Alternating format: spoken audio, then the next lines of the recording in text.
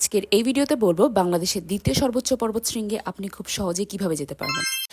চট্টগ্রামের নতুন ব্রিজ বা বদ্দারহাট থেকে 150 টাকা বাস ভাড়া দিয়ে আপনাকে চলে আসতে হবে বান্দরবানের বাস স্ট্যান্ড। বাস স্ট্যান্ডে লক্ষ্য করলেই দেখবেন এখানে অনেক ধরনের চাঁদের গাড়ি বা জিপ দাঁড়িয়ে থাকে। এখানে আপনি চাইলে কোনো গ্রুপের সাথে অ্যাড হতে পারবেন। যদি আপনারা মানুষ কম থাকেন, লাইক একজন থাকলেও আপনি কেওক্রাডং যেতে পারবেন। আপনি জিপ বা চাঁদের গাড়ির সাথে নেগোশিয়েট করে মোটামুটি 8 থেকে 10 হাজারের মধ্যে যাওয়া আসার ভাড়াটা ফিক্স করতে পারবেন। অনেকে চাইলে রুমা বাজারে যেয়ে প্রথমে তারপর ভেঙে ভেঙে যেতে পারে, বাট ইজিলি যাওয়ার জন্য ডিরেক্ট যাওয়াটাই ভালো। মোটামুটি 3 থেকে 4 ঘন্টা পর আপনি এই বগা লেকটা দেখতে পারবেন। এই বগা লেক সম্পর্কে কিন্তু আপনারা অনেকেই জানেন। এরপর মেইন রোডের যে খেলাটা সেটা শুরু হয় বগা লেকের পর থেকেই। রোডগুলো এত উপরের দিকে উঠে যাচ্ছে আপনি ভিডিওতে হয়তো বুঝতে পারবেন না যদি নিজে কখনো না যান।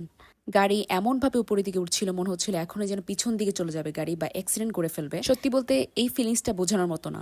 Are very sorry to say যে আমি বান্দরবন ট্যুরে এটাতে যাওয়ার পর আমি ফিক্সড ভাবে বা কোনো প্রপার ভিডিও করতে পারিনি, কারণ এই ট্যুরটা নিয়ে আমি এত বেশি এক্সাইটেড ছিলাম যে আমি ভিডিওর কথা ভুলে গিয়েছিলাম। তো বান্দরবন বাস স্ট্যান্ড থেকে মোটামুটি গাড়ি বেঁধে 7 থেকে 8 ঘন্টা লাগে কেওক্রাডং পৌঁছাতে। বাট কেওক্রাডং ডেস্টিনেশনের থেকে রোডটার যে সৌন্দর্য সেটা মানে ভাষায় প্রকাশ করা যাবে না। বান্দরবনের সৌন্দর্য বুঝতে হলে আপনাকে অবশ্যই কেওক্রাডং যাওয়া উচিত। আমার মনে হয় কেউ যদি সুযোগ পান বা না পান তাও যাওয়ার চেষ্টা করবে। আমি এবং আমার ফ্রেন্ড যে গ্রুপের সাথে অ্যাড হয়েছিলাম আমরা সবাই অপরিচিত ছিলাম, গ্রুপের কেউ কারোর সাথে পরিচিত ছিল না। এছাড়া আপনি চাইলে রুমা বাজারে থাকতে পারবেন, প্লাস বগালেকের আশেপাশে অনেক ধরনের রিসোর্ট রয়েছে সেখানেও থাকতে পারবেন।